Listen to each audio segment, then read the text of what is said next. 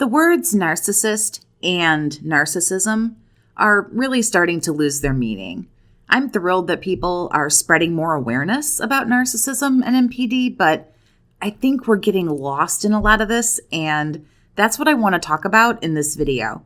Whoever you might be dealing with in your life, unless they have an NPD diagnosis from a professional, you don't really know if they have the disorder.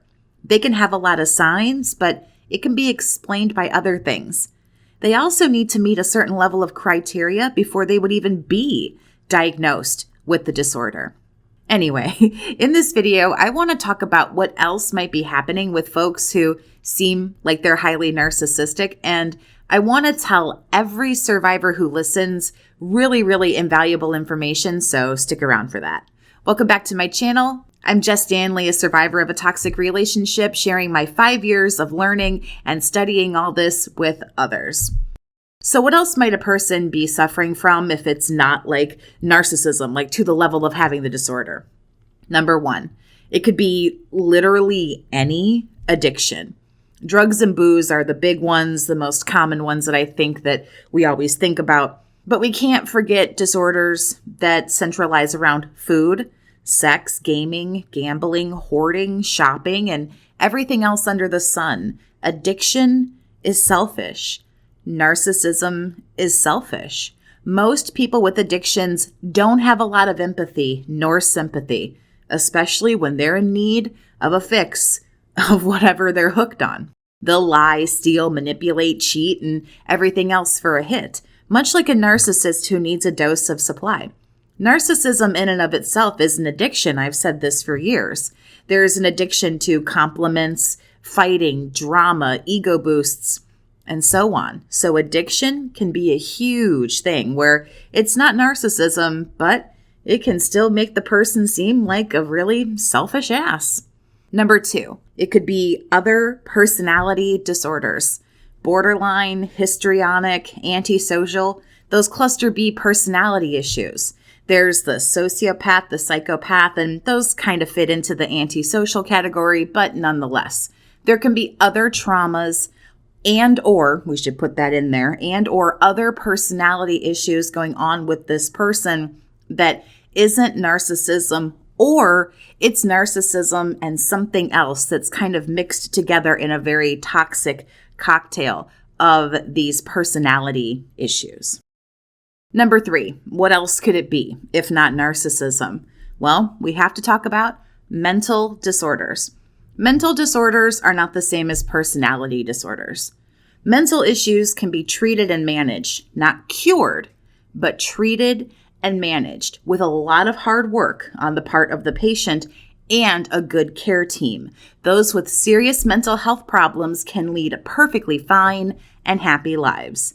Most notably here, I want to talk about bipolar disorder when I talk about mental disorders that look like narcissism, because bipolar looks a lot like narcissism. It can actually be pretty hard to tell if someone is suffering a bipolar episode or is it narcissism. I mean, let's break down bipolar for just a sec here. On the manic side of things, there's immaturity, impulsivity, hypersexuality, poor decision-making, irrational thoughts, delusions, the God complex, fast talking, scheming, manipulation, and so on. On the depressive side of bipolar, there's the victim mentality, the depression, the mood swings, and obviously some other darker thoughts that are going to come along with all of that. And you might have even heard something pretty similar to this before. Something like, wow, I don't know, like this person, they just all of a sudden snapped. It's like they're bipolar or psycho or something. Maybe you've even heard something along those lines. The hallmarks of narcissism are a lack of empathy, grandiosity, and a sense of entitlement, all of which bipolar people can experience. Short of a psychiatric evaluation, it really is hard to know. And I know for a fact that bipolar can look like narcissism because I have bipolar type 1 disorder, meaning I experience mania and depression. I was diagnosed in 2017, but I feel as if I've had the disorder for nearly 15 years. I was vastly misdiagnosed, but nonetheless, I know the way I acted. I remember it very well. And I know firsthand that it looks incredibly so like narcissism. And I'm not going to go on a whole rant about bipolar, I swear. If you want to hear more about that, let me know in the comments. Maybe that's something that we'll, dig into. But the point that I really want to stress here in this video is it is not always narcissism with these folks that are in your life. Some are addicts, some are mentally ill, some are addicted to things and they are mentally ill. I mean, there's a lot of different things that it could be. There's a lot of different issues that might be plaguing a person that's causing them to behave this way. And I just think it's something that we should look at before we just stamp narcissist on everyone's forehead. If you'd like to talk with me one-on-one about what you're going through, you can send an email to bookachatwithjess@gmail.com, or you can visit my website. All that info is on the screen for you right now, but it's also down in the description as well. Now, cover your ears, children and those sensitive to some colorful words. It isn't always narcissism. You might just be dealing with a run-of-the-mill asshole, or you might be dealing with just a common bitch.